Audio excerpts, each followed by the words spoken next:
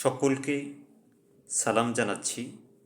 আলোচনা করতেছি পৃথিবীতে আল্লাহকে দেখা কারো পক্ষে সরাসরি দেখা কি সম্ভব কি?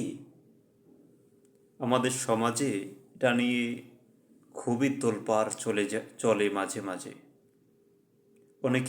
অনেকে জাহেল বলে ফেলে, মূর্খ বলে ফেলে।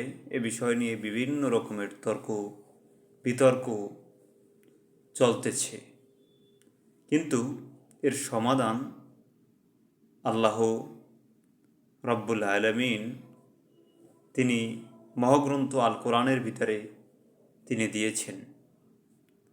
আল্লাহ বলেছেন, লা তুদরিকুল আবসার ওয়া হুয়া ইউদরিকুল আবসার ওয়া হুয়াল লাতীফুল খবীর। লা তুদরিকুল আবসার, কোনো চোখের ক্ষমতা নাই আল্লাহকে তিনি আয়াত্তে আনবেন, সম্ভব না।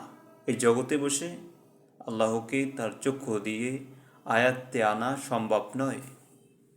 লা তুদরিকুল আবসার ওয়া হুয়া ইউদরিকুল আবসার ওয়া হুয়াল লাতীফুল খবীর, সম্ভব নয়, আল্লাহ বলেছেন। আবার আল্লাহ বলেছেন,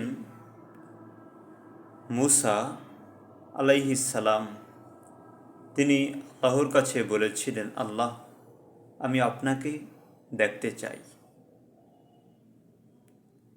আল্লাহ বলেছেন, কখনোই নয়। তাহলে মুসা পয়গম্বর বা নবী, তিনি আল্লাহকে দেখার প্রস্তাব দিয়েছেন, কিন্তু দেখতে পারেননি। আবার দেখেন সূরা আয়াত নম্বর 51, আল্লাহ বলেছেন, তিনটি পদ্ধতির কথা ওখানে আল্লাহ তাআলা উল্লেখ করেছেন।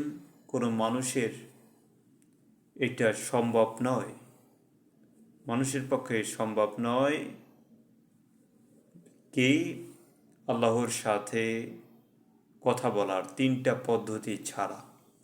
এক হলো পর্দার আড়াল, দুই হলো ওহীর মাধ্যম, তিন হলো দূতের মাধ্যম। দূত মানে হলো ফেরেশতা, মালাক, এখানে দূত বলা হয়েছে। এই তিনটা পদ্ধতি ছাড়া কারো পক্ষে আল্লাহর সাথে সরাসরি কথা বলা সম্ভব নয়। আমরা এখান থেকে কি পেলাম? ঝগড়া নয়, সমাধান পেয়েছি। আল্লাহ সঠিক বুঝ দান করুক।